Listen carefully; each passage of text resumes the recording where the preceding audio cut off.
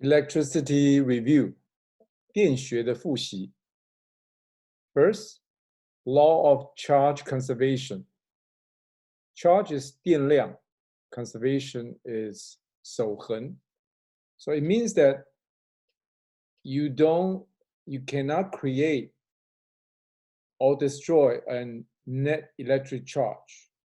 So if you have an atom and it's positive here and negative outside, and you may be able to move this electron somewhere else, but you cannot destroy this electron. Okay. 2, static electricity.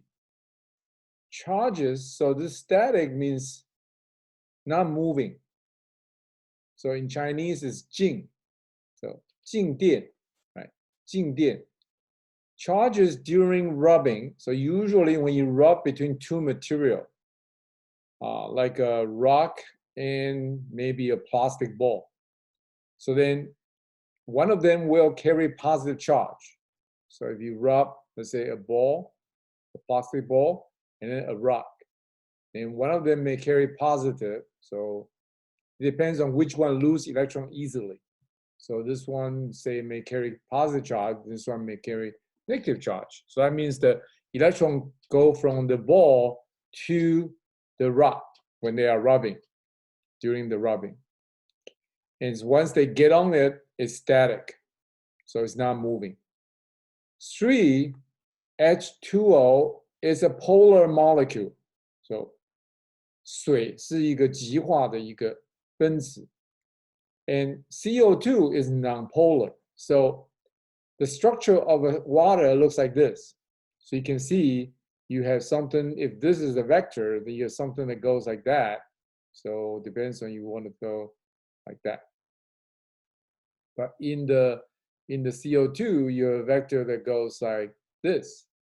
So then they will cancel out. But in the H2O, they don't cancel out. So the water is a polar molecule. So that means the charges on the water, O and H, they are not distributed uniformly in such a way they will cancel out. 4, ion. Ion means, in Chinese, means 离子. So it can be a positive or a negative. So 正 or 负离子. So when the atom lose charges, then it becomes 负离子, then it becomes negative. So loses, then it becomes negative. When it gain charges, then it becomes positive. So ion have net positive or negative charges. So for example, like O is easily gain 2 more electrons, and H is usually losing the outside electron. Well, hydrogen only have 1 electron anyway. So 5, conductor, insulator. So 导体 is conductor, insulator is 绝缘体. So conductor, the important thing is that it has free electron. So free electron in Chinese says 自由电子. This is a very important concept. Means the electron can move about, can move around inside a material from atom to atom. So insulator don't have the free electron. So it does have electron, but it does not have free electron. Its electron is stuck, okay? So the electron in insulator is stuck. Stuck means 卡住了. All right, semiconductors, we don't study too much, but it's the property of that is between conductor and insulator. So in Chinese, it's called 半导体. Number 6, charging by conduction. So charging by conduction means that you actually have 2 rods, and then you would touch each other. In this case, there will be a conductor for both of them because you're expecting the electron will move when they touch each other. So only conductor has such property. So you have a charged conductor on the left-hand side, you have a neutral conductor on the right-hand side. So when you brought them together and they touch, now originally this one has 4, and then they would, if they are the same size, then they would separate them out as 2 and 2 like this. So this is called 电量传导, charging by conduction. Number 7, charging by induction. So induction in Chinese is called 感应. Right? So all you do is you move this one closer, but you don't touch, no touching. And so when you bring it closer, you will expel the free electrons. So this has to be a conductor so it can move, right? So this one here is a conductor right here, conductor. It's not an insulator here. So then the electron will get pushed to the right-hand side. And so then this side here lose electron. So then become positive. And now if you connected the wire, this is the wire, to the ground, then this electron will have a good path to go to the earth. So this ground usually means the earth. It may not earth, but it usually is the earth. So earth has a lot of positive, a lot of negative, but it's neutral altogether usually. So it doesn't really add to the earth anything because earth is so big. So then the negative charge go to the earth, it just kind of like, it got kind of lost in there. So then once you cut the wire, but you're still keeping this conductor closer, and then you cut the wire first. So you cut the ground wire first, and then you separate the two rods. Then you will have a minus, and then you have a plus. So positive charge conductor and a negative charge conductor on the left-hand side. And you can do similar thing to the insulator, but they behave a little differently. So we talk about that in somewhere else. Electroscope, so it's like a 量电瓶. So it can detecting the charges. So the more charges it have, it has a gold leaf like this, and all these are conductors. And this is the ball is also is a conductor. And you can put something that charge right here. Then what would happen is this side would be negative and this side would be positive. So basically the electrons in the atoms on the gold leaf will move toward this side here, right? And then this side's atom will lose electron. So then because this is positive, that's positive, and this is kind of like a hinge. So this gold leaf would open up because they repel. Yeah. All right, so that's an electroscope. Yeah, so that's, we're going to continue here.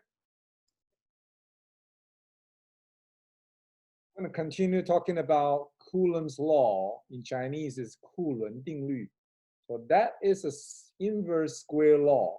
So inverse means reciprocal, and square means the square right there. So the force, this electric force, or Coulomb's force, electric force, or Coulomb force, is proportional to 1 over r squared. And that's called inverse square law. So this is similar to the Fg that we studied before in the UGL. So G, M1, M2, and it's all divided by r squared. So then Fg, it's an inverse square law, and it's proportional to 1 over r squared. So this F Coulomb force is equal to K, which is Coulomb's constant, and is 9 times 10 to the negative 9, and unit is this one here. And Q1, Q2 divided by r squared. So Coulomb's force exists between two charges. It can be 2 positive, 2 negative, 1 positive, 1 negative.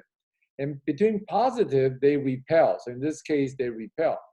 So if you have 1 positive, 1 negative, they will be attracting. So in this case, the distance between the charges are r. So then your charge is Q1 on this side and Q2 on this side. So the Fe that's pushing to the left on the Q1 is equal to K Q1 Q2 divided by r squared. And the Fe that's pushing the Q2 to the right, so opposite of that direction, and that one is equal to K Q1 Q2 divided by r squared. So these two, indeed, they are the action-reaction pair. All right, and this unit C is so-called Coulomb, and Coulomb is a unit and is shorted as C. Number 10, elementary charge. So 基本电量 in Chinese, 基本电量, elementary, 基本, and then 电量. So E, elementary charge, is equal to 1.6 times 10 to the negative 19 Coulomb. So in the proton or electron, you have positive elementary charge or negative elementary charge. So amount is the same, but the sign are opposite. Number 11, permittivity of free space. So there's a relationship here that epsilon 0 is the 0 is referring to the free space here. This 0 is referring to the free space. And epsilon is referring to the permittivity. So you can have an epsilon which will not be equal to this, which can belong to any material. So this can be a material. And that later we will study, and we don't have it here right now, but this is just for the free space. So free space referring to the vacuum. 真空 in Chinese. So that's 1 divided by 4 pi times Coulomb's constant right there, which is equal to 9 times 10 to the negative 9. And if you do the division, 4 pi, then it becomes also 9 times 10 to the negative 12, but the unit is the opposite of this guy here. So instead of Newton on top, Newton is at the bottom. In c squared, it's not in the denominator, now it's in the numerator. So this is not exactly 9, this is equal to 8.85, okay? And this k is not exactly 9, this is actually 8.95. Anyway, for engineers, sometimes 9 is good enough. Number 12, electric force is also called electrostatic force because it's for static charges. And it's also called electromagnetic force because electric force and magnetic force, they actually have some equivalence there. So sometimes they also call it electromagnetic force, 电磁力 in Chinese. And this one here just means 电力. And this one here means 静电力. So static, so it's a 静电力 in Chinese. And this one here says 库伦力. All right, so number 13, vector sum of 2 electric forces. So this force, just like in the FG, the gravitational force, they are vectors. So you have to do vector sum. So that shouldn't be unfamiliar to you. So if you have 2 forces like this with an angle, and let's say they are equal right now, then you need to go and using trigonometry and find out what is this F net right there. And part of it cancel out. So like this portion here will cancel this portion there. And that should be a sine theta because that's this side here. And so only the cosine theta left. So then this one here will be equal to 2 F cosine theta. So let's say F1, F2 is equal to F. Okay, in this case, you have 1C, 1C, negative 2C. So then this is attractive. So let's say if you look into the Q1 here, Q1 is attracting Q to the left, and Q2 is attracting Q to the right. So if you look into the Q right there, it's 2 forces acting on it. And this one is 2 times of F1, for example, because they both are 1 meter. So then you will end up with F net, which is equal to the F1 amount, but it's going to the right. Okay, so 14, electric field. So electric field is defined as force divided by charge. So force per unit charge. So electric field is a vector. This is a vector. And so if you do that to this formula here, and you divide by 1 of the charge, then it will become kq divided by r squared. So the unit will be Newton divided by Coulomb. So that's the electric field charge, electric field's unit. It's called Newton per Coulomb. So if you have a charge right there, a charge right here, Q, and you look at it at 1 point. So you don't need to put a charge there. So just space, free space here. So then at this point, you will actually have electric field. But if you put a charge there, then you have an electric force. If you don't put the charge there, then you still have the electric field there. So be careful. Electric field, you don't need 2 charges. You just need 1 charge. Then at any point, for example, if you have a charge there, at this point, your electric field is pointing downward. If you're right there, the electric field is pointing to the right. So that's because that's positive. If this is negative, then at this point, the electric field will be going to the left. instead of going to the right. So the direction difference right there, and the distance still the same. So the amount, the magnitude is still the same, but the direction is opposite. So we're going to continue, and we'll keep going. Electric fuel line, 电场线. So electric fuel lines, there are some property. So A, the property is it's always start from the positive charge and it ends at negative. So here the positive charge is an isolated charge. So it's isolated, 孤立的.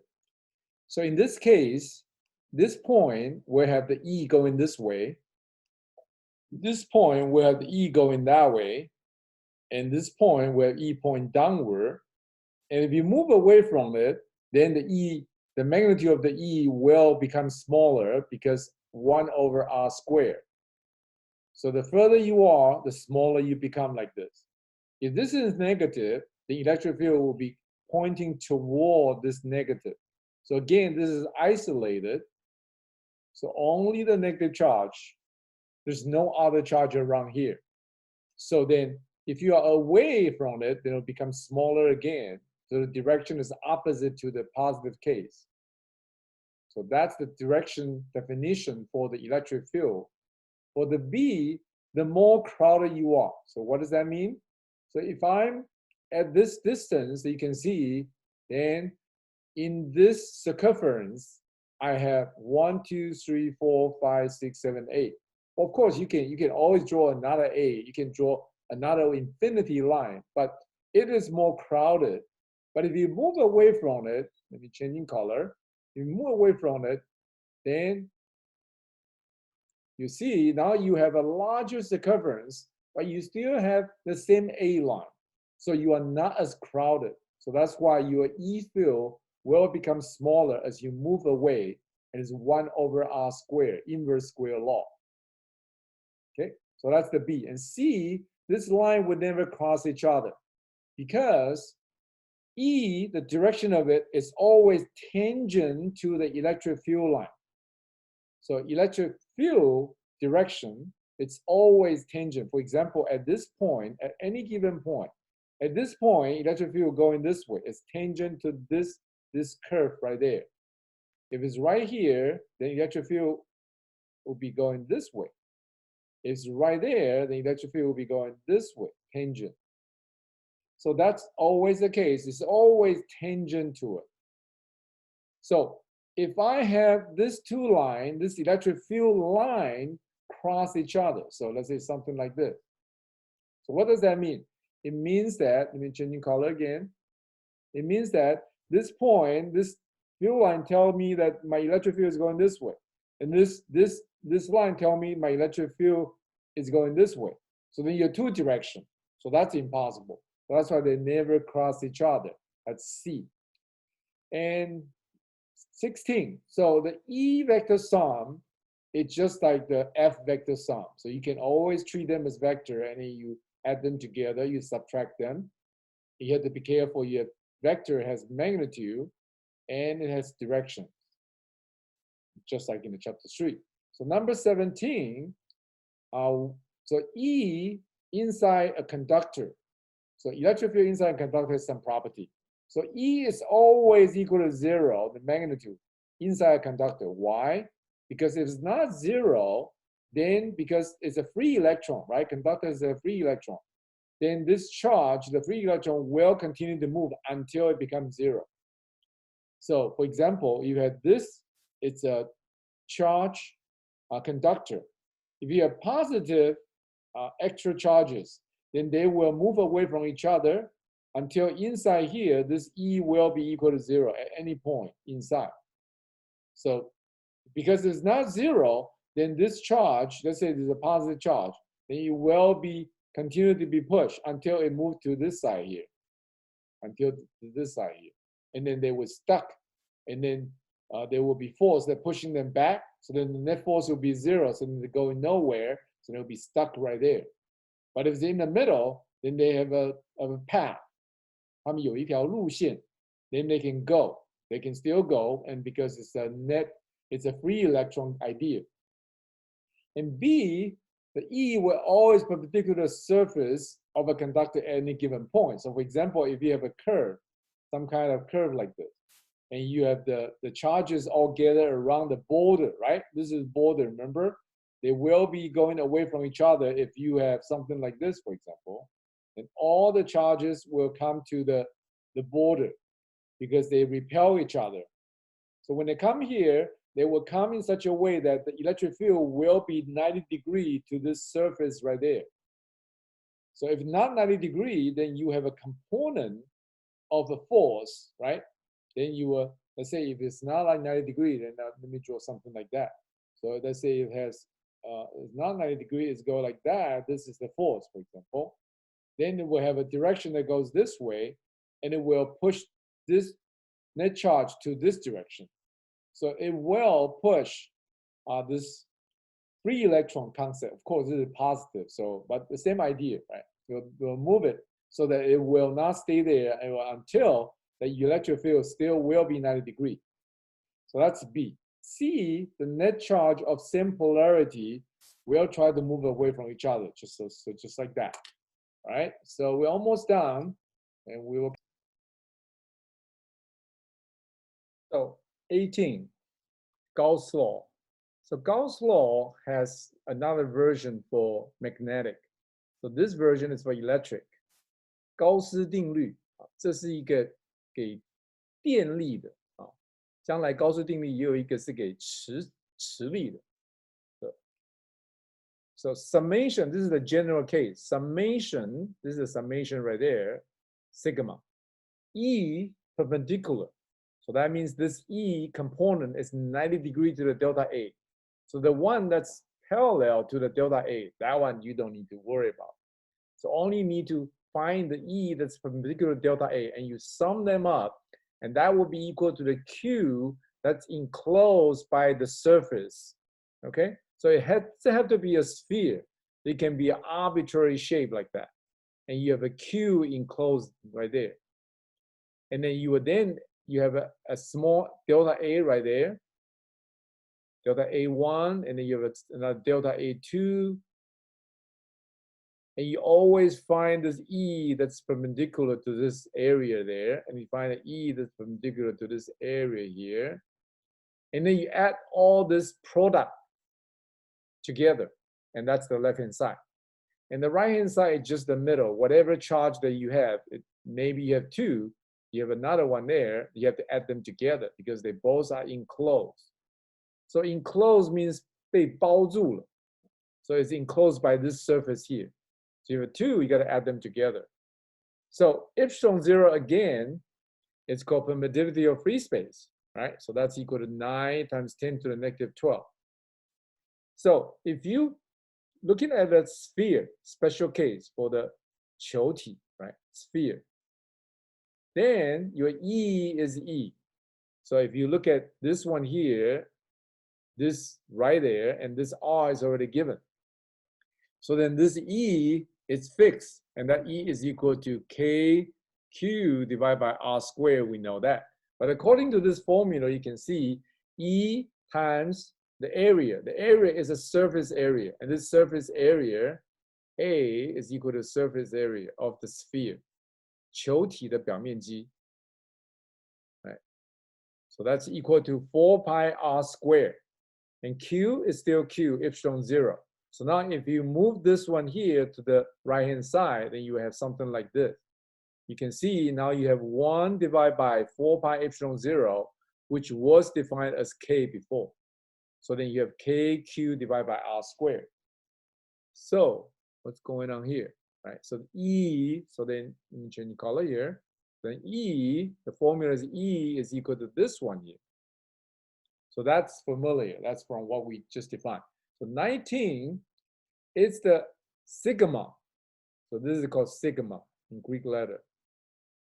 So it's the surface charge density. So what does that mean? You take the charge and then you divide by the surface area. So that's C divided by m squared in unit. C is the Coulomb. C is a unit for Q. So for the sphere case, like this case here, you have E right? Times A, this is A right there. E times A is equal to Q divided by epsilon 0. So then you divide the A over, and sigma is equal to Q divided by A. So I rewrite the Q, this one here is Q divided by A. So I divide it by A, and this one here become sigma. So then your formula of E equal to surface charge density divided by epsilon 0. So you know mathematician like simple formula, right? So that's your simple formula. So E is equal to sigma divided by epsilon. So number 20, if we apply this formula to a two charge, right, charge, but you have positive charge and negative charge. So you have positive Q and negative Q. And you have A and you have A, right? So your area is A, you look at A, you don't count them, you add them up and become 2A, okay? So in this case, the E at any point is always the same. Doesn't matter which point you look at, right there, except the near the boundary, then you have a little fringing. It's called fringing. Okay, and then this side here will have fringing that going like that. Okay, the E field is different. Aside from that, this E will be like this, and that means that this is a long play. Okay, this is very long. This distance here is long. The L is bigger than the distance here, bigger than the D. So L is much bigger than the D. Then you can say that this E is always constant at any point. 1, 2, 3, 4, any point.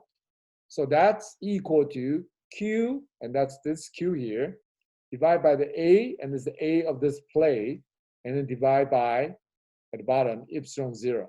And that's how you calculate this E. You can see it's always the same, even if you move the D. It doesn't matter. It's only determined by the Q and A and epsilon 0. That's all we have. Okay? Well, keep watching, keep learning. Bye-bye now.